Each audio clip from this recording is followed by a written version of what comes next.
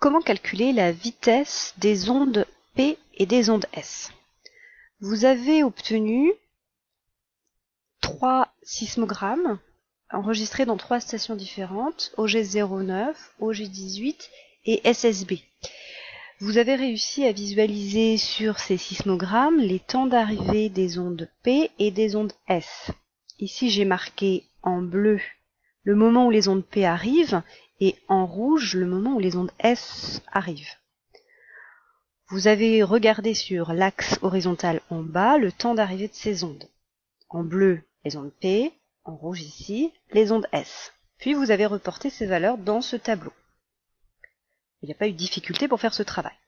Par contre, ensuite, vous avez eu du mal à interpréter ces valeurs. Si je prends l'observation que vous avez faite au niveau de la station OG09, vous arrivez à une distance séparant la station d'épicentre de 24,3 km et un temps d'arrivée des ondes P à 9,5 secondes au niveau de la station OG09. Sur le graphique suivant, je représente ici la station OG09 et je vais marquer ici que la distance qui sépare la station de l'épicentre 24,3 km, c'est égal à la distance grand D sur le schéma, c'est-à-dire la distance séparant la station de l'épicentre.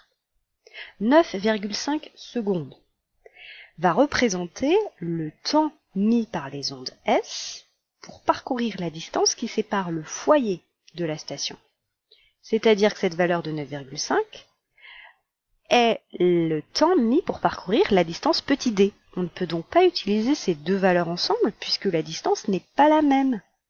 Entre 24,3 km et 9,5 secondes, les 9,5 secondes n'ont pas été prises pour parcourir la distance grand D, mais la distance petit d. Il fallait donc utiliser le graphique suivant, temps d'arrivée des ondes PS par rapport à la distance à l'épicentre. Vous savez que la vitesse, c'est une distance sur un temps mis par l'onde pour parcourir cette distance. On va considérer ici deux valeurs.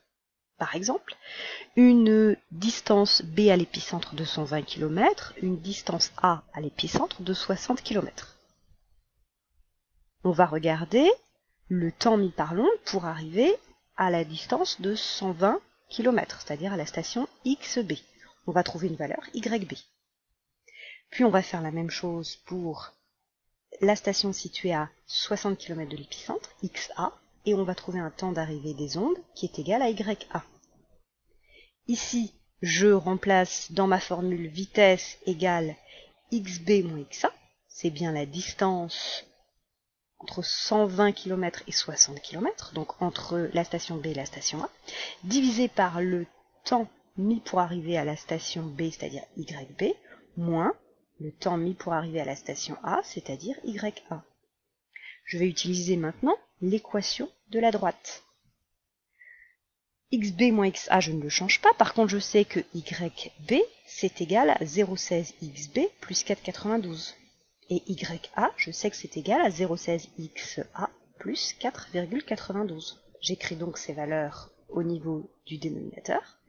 Et je peux ensuite développer, puis réduire en annulant les 4,92. Je me retrouve donc avec une nouvelle équation qui est égale à XB moins XA sur 0,16 facteur de XB moins XA.